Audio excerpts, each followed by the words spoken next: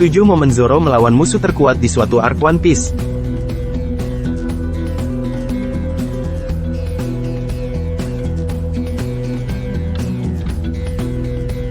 Di One Piece, biasanya Luffy yang akan melawan musuh terkuat suatu arc, sementara Zoro akan melawan musuh terkuat kedua. Meski begitu, ada juga momen Zoro mencoba melawan musuh terkuat di suatu arc. Biasanya ini akan berujung dengan kekalahan Zoro. Apa saja sih? Ini contohnya.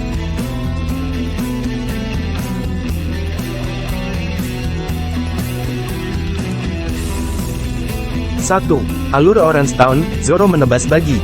Musuh terkuat di alur Orange Town, ya bagi. Di bab 10, Zoro menebas bagi. Sayang, saat itu Zoro tidak tahu bagi itu pemakan bara-bara Nomi. Meski tubuh bagi tercerai-berai, dia tidak kenapa-kenapa. Bagi jadi bisa menusuk Zoro.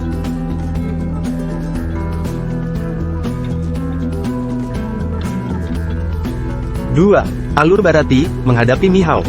Di alur Barati, musuh terkuat yang muncul bukanlah Krieg atau Jin.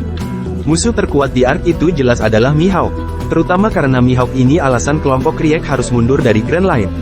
Kalau saja Mihawk mau, dia mungkin bisa mengalahkan semua petarung di kelompok Krieg dan kapal Barati saat itu.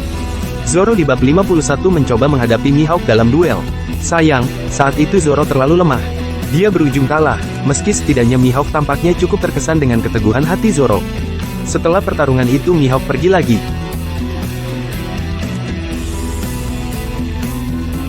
3. Alur Arlong, dia sempat menghadapi Arlong. Di alur Arlong Park, Zoro bisa menang melawan Hachan. Setelah itu di bab 87, Zoro dan Sanji bersiap melawan Arlong. Sanji ingin menolong Luffy yang kakinya masih terjebak di air, tapi dia merasa Arlong tak akan membiarkannya.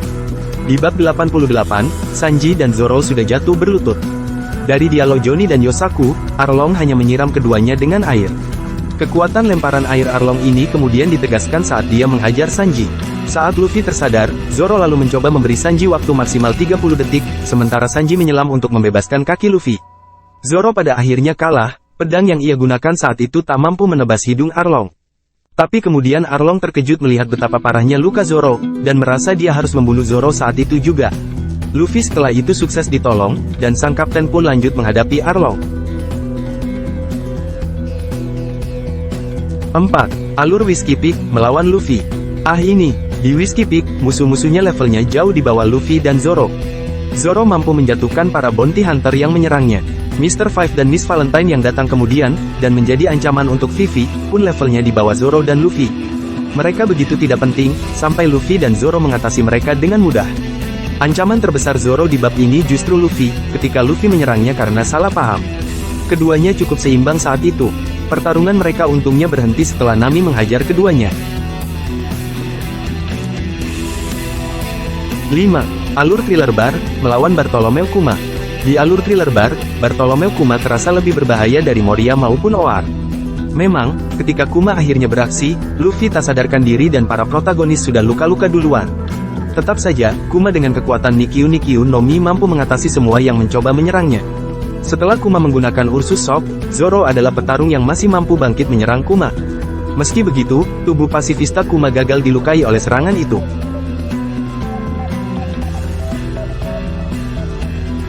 6. Alur Fishman Island, Zoro menebas Hody Jones. Mulai dari bab 616, Hody Jones memasuki istana Ryugu. Di bab 618, Usopp bertanya gimana si Zoro bisa berpikir melawan seorang fishman di bawah air. Kita kemudian diperlihatkan Zoro menebas Hody.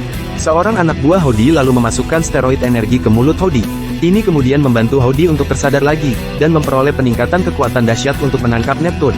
Sementara itu Zoro, yang sebelum itu sudah mulai kehabisan napas karena berada di bawah air, akhirnya tak sadarkan diri. Zoro, Usopp, dan Brook berujung ditangkap. 7. Alur Wano, sempat menebas Kaido. Saat alur Wano, Zoro termasuk Watch Generation yang mencapai atap. Luffy, Zoro, Law, Kid, dan Killer lalu menghadapi bersama Big Mom dan Kaido. Salah satu momen gila Zoro di pertempuran ini adalah menahan sesaat Hakai, serangan gabungan Kaido dan Big Mom. Aksi Zoro itu membantu para Watch Generation untuk lolos dari kedahsyatan serangan tersebut, tapi sebagai risikonya Zoro cedera. Zoro masih bisa bangkit kemudian untuk menyerang Prometheus. Lalu saja keheranan di bab 1010, gimana sih Zoro masih bisa bertarung? Lalu di bab 1010, Zoro sempat menyerang Kaido dengan teknik Ashura Bake, Moja no Tawamur.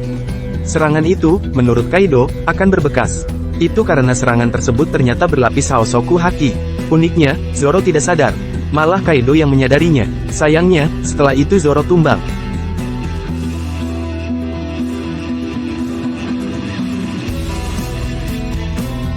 Nah, itu 7 momen Zoro melawan musuh terkuat di suatu arc One Piece.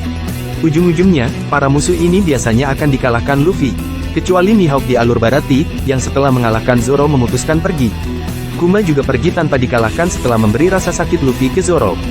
Sementara itu ketika Zoro menghadapi Luffy, justru Nami yang meredakan situasi. Gimana menurut kamu? Sampaikan di kolom komentar. See you on the next video.